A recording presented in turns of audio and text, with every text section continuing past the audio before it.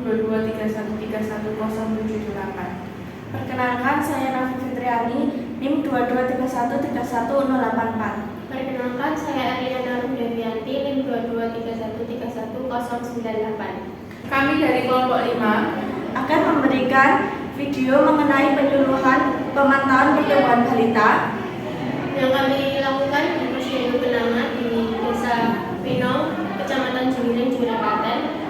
Apa itu pertumbuhan? Tumbuh atau pertumbuhan adalah berkaitan dengan pertumbuhan ukuran organ tubuh. Apa sih pemantauan pertumbuhan?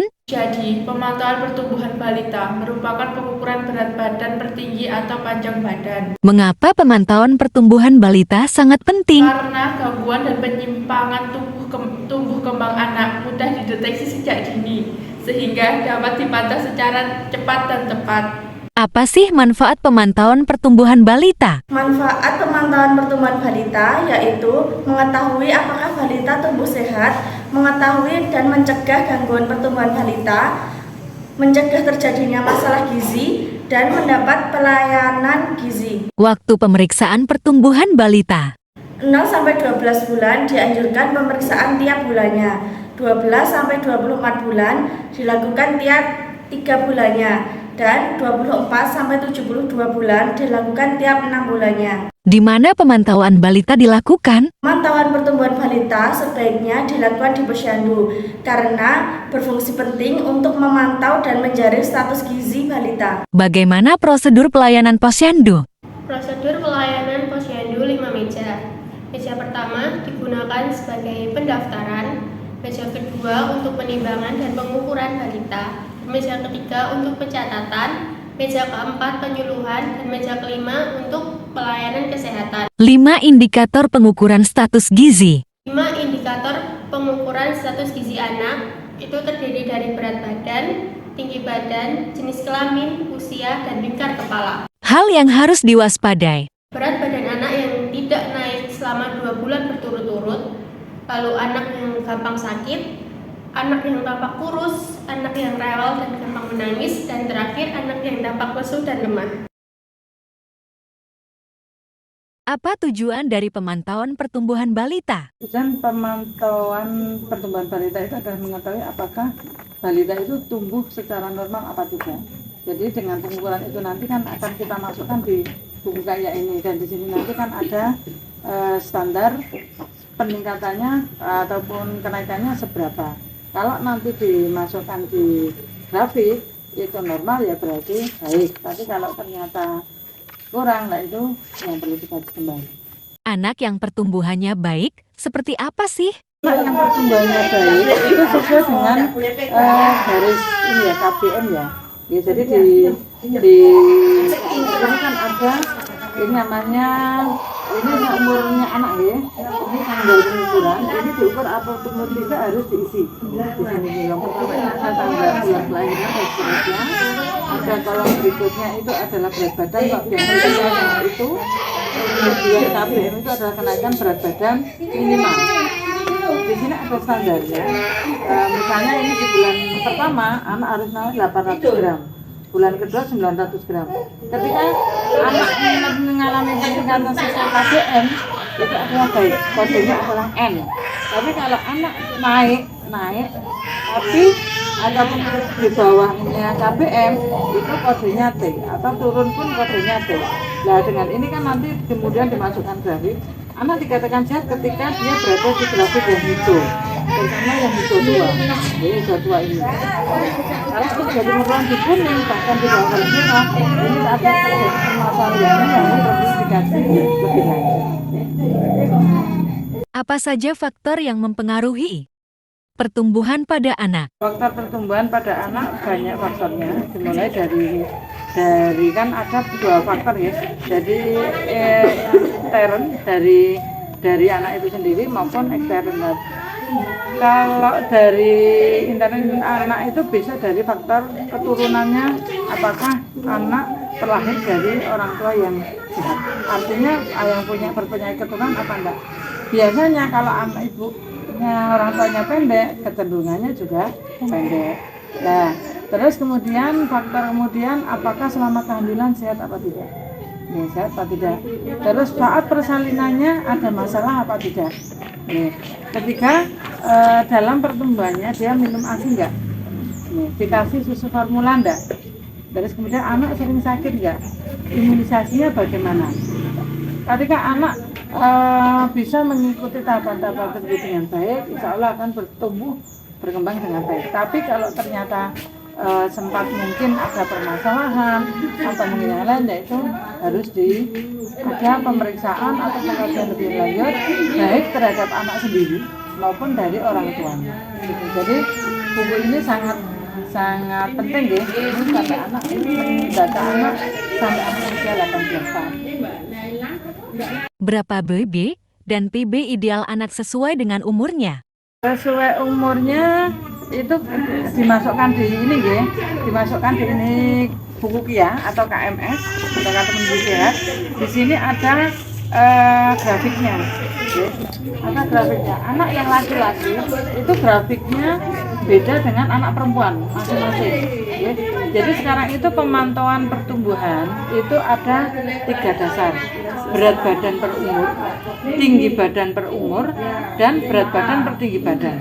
Di situ nanti akan kita lihat, kalau sudah dimasukkan ini akan kelihatan baik. Anak dikatakan sehat ketika anak berada di garis yang hijau ini. Ya, garis yang hijau itu. Ini yang laki-laki, yang perempuan pun juga begitu. Ya, ada standarnya. Ya. Berat badan atau berat badan per panjang badan atau berat badan per tinggi badan 3 SD. Di sini sudah ada ininya ya. Dari grafik ini sudah ada katanya. Dikatakan dengan nilai 11 atau setengah senti dikatakan gizi buruk dengan komplikasi. Berat badan atau panjang badan atau dengan 3 SD nilainya kurang dari sama dengan 11,5 masuknya ke gizi buruk tanpa komplikasi.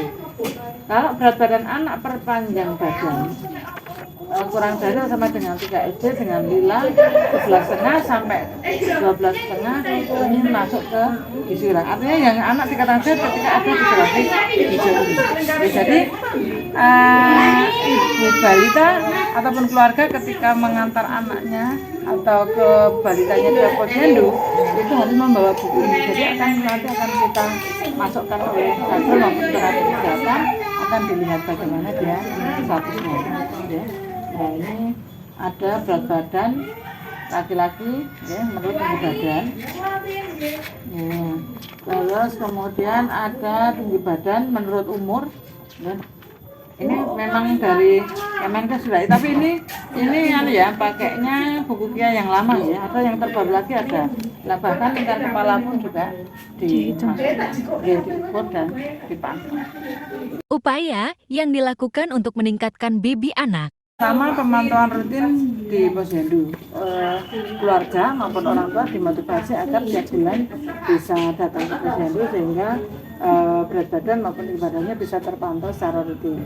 Kedua, ketika ditemukan angkanya baik, orang tua dipuji biar semakin semangat untuk merawat anaknya, untuk memberikan gizi terhadap anaknya.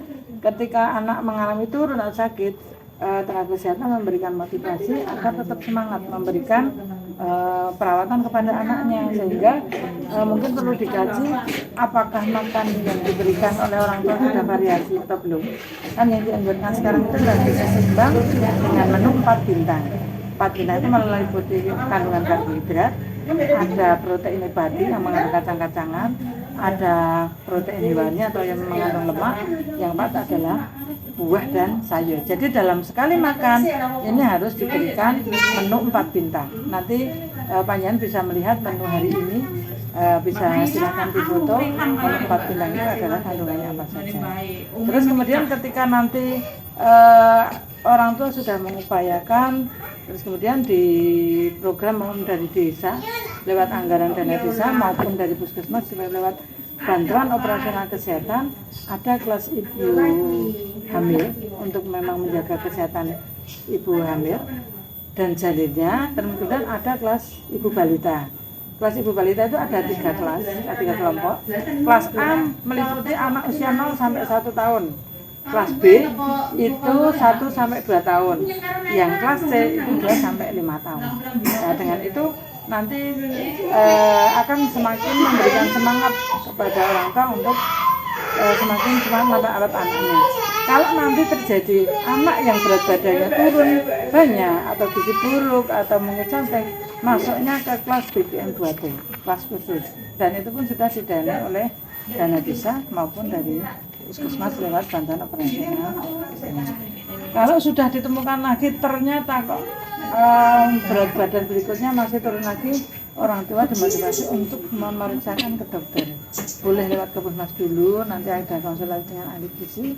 Kalaupun memang orang tua mau langsung ke spesialis anak, ya enggak. Soalnya kan tergantung kemampuan orang tua masing-masing. Apa yang dilakukan untuk menangani anak yang kelebihan BIBI? Untuk berlebihan berat badan, ketika datang ke posyandu, datang ke tenaga kesehatan, kita kasih informasi pada orang tua bahwa ini merupakan anak berat badannya berlebihan, termasuk obesitas. Diharapkan untuk konsumsi yang mengandung gula ataupun karbohidrat dikontrol. Di orang tua lebih untuk memberikan protein, terutama protein nabati dan buah maupun sayur, sehingga kenaikan berat badannya biar dalam kondisi standar ataupun tidak masuk ke obesitas. Apa penyebab anak yang mengalami stunting? Penyebab stunting itu kompleks, ya, karena stunting itu terjadi dalam kondisi kronis dalam jangka waktu yang lama. Itu masalahnya bisa dari dalam kehamilan, ya, dalam persalinan mungkin ada trauma kehamilan, dan mungkin dari saat sudah lahir. Ya, ASI tetap memberikan ini nilai positif ketika bayi sudah lahir, harusnya dilakukan IMD, inisiasi menyusui dini. Itu memang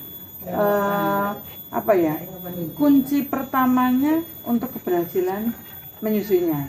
Dilanjutkan nanti menyusui minimal 2 tahun, nanti 6 bulan 1 hari diberikan MPASI atau makanan pendamping ASI.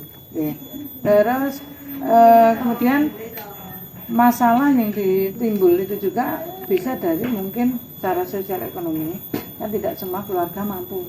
Jadi kadang-kadang bagi mereka orang tua yang tidak bekerja, mungkin untuk makan juga sulit, kadang-kadang yang penting balitanya asal kenyang, tidak memperhatikan kondisi gizinya, atau tidak menekankan kebutuhan 4 bintang.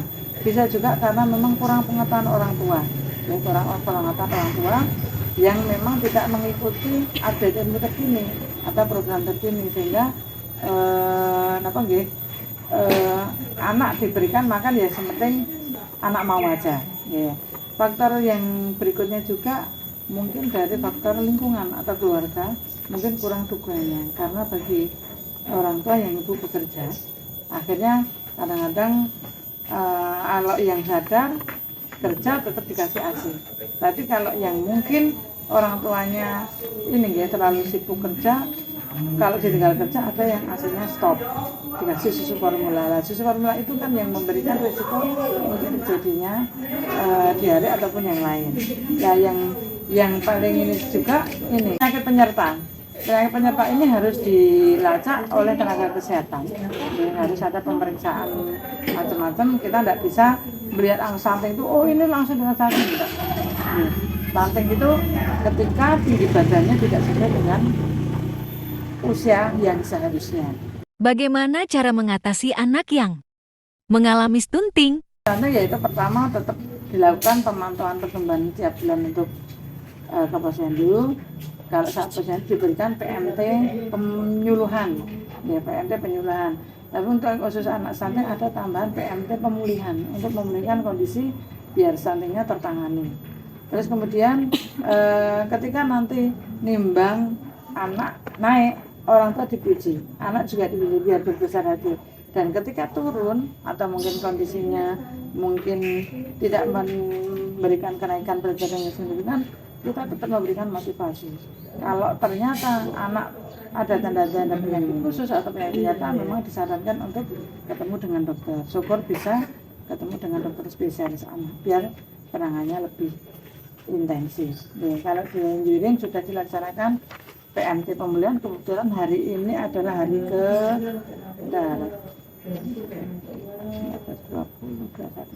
Hari ini hari ke-24 bagi balita stunting, gizi kurang maupun gizi buruk. Kita saat ini memberikan 20 balita, ya, 6 bulan ke atas. Syaratnya 6 bulan ke atas, jadi yang mereka sudah diberikan makanan pendamping ASI.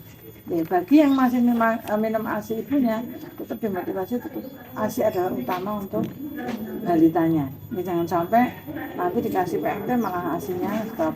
Termasuk bagi ibu bekerja pun diupayakan untuk melakukan perah ASI. Jadi sekalipun mungkin ditinggal, kalau selama cuti minum ASI langsung, ada waktu longgar ASI-nya diperah, bisa pakai elektrik atau manual, dimasukkan ke freezer, nanti dikasih tanggal pengambilan ada ASI-nya, waktu saat penyimpanan, tanggal dan jamnya. Nanti cara pengambilannya yang diminumkan adalah yang perah awal itu diberikan awal, yang akhir karena ASI masuk freezer bisa tahan sampai 6 bulan. Sekian video penyuluhan dari kelompok kami. Kurang lebihnya mohon maaf. Semoga bermanfaat. Wassalam.